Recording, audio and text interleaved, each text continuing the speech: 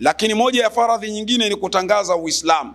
Wakipatikana kundi la kutangaza Uislamu, basi lile kundi ambalo limechukua nafasi ya kutangaza Uislamu linakuwa limefanya kazi ile kwa niaba ya wengine.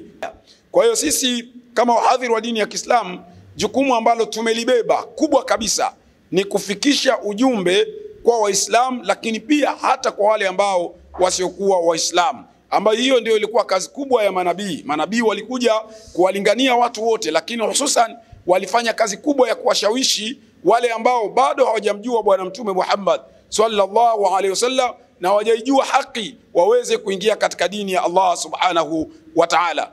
Tumeandaa debate kubwa sana ambayo itakuwa na wahubiri wa Afrika Mashariki na Kati.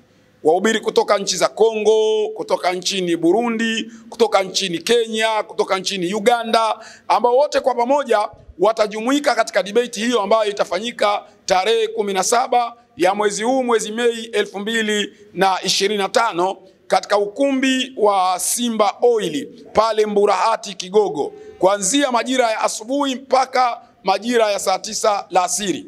Ni debate ambayo ni ya kimataifa. Kwa mwaka huu itakuwa debate ya namna yake, ambayo hoja zitakazotolewa, miongoni mwa hoja itakayotolewa, je, kuna nabii yoyote aliyewahi kuja na dini nyingine kinyume na Uislamu? Je, kuna nabii yoyote aliyewahi kuja na dini nyingine kinyume na Uislamu? Kwa hiyo hiyo ndio mada ambayo itawasilisha. Japo mada zitakuwa nyingi, lakini miongoni mwa mada kuu itakuwa ni hiyo. Je, kuna nabii yoyote aliyewahi kuja na dini nyingine kinyume na Uislamu?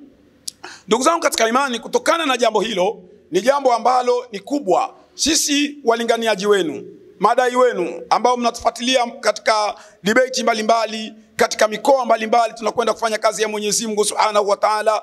Watu wanaslimu, wanaingia katika dini ya Allah Subhanahu wa Ta'ala. Sisi kazi yetu ni kudai, ni kufikisha ujumbe, lakini Allah Subhanahu wa Ta'ala hajatukirimia utajiri. Hatuna utajiri. Kwa hiyo kila jambo tunaloliandaa tunategemea wewe muumini ambaye unasikiliza, na wewe uweze kushiriki kwa kusaidia jambo hili, kuchangia, ili mradi inshallah jambo hili liweze kufanikiwa. Tunahitaji mchango wako kwa ajili ya matangazo, tunahitaji mchango wako kwa ajili ya malazi ya wageni, tunahitaji mchango wako kwa ajili ya chakula, tunahitaji mchango wako kwa ajili ya gharama mbalimbali, viti na vitu vingine. Lakini pia tunahitaji ikiwezekana hata wale wahudhuriaji ambao watakuwa ni wengi, ambao watahitaji angalau hata tuwape maji ya kunywa mle ndani. Kama kuna muumini atajitokeza akasema mimi nabeba jukumu la kuwanunulia maji watu ambao tunataraji watakuwepo karibuni watu 1000 watakuwepo katika ukumbi ule. Kwa hiyo hao wote wanahitaji angalau wapate maji ya kunywa. Kwa hiyo nakusisitiza ndugu yangu, uweze kuchangia katika namba hii ambayo nitakwenda kuitaja, ambayo ni 0718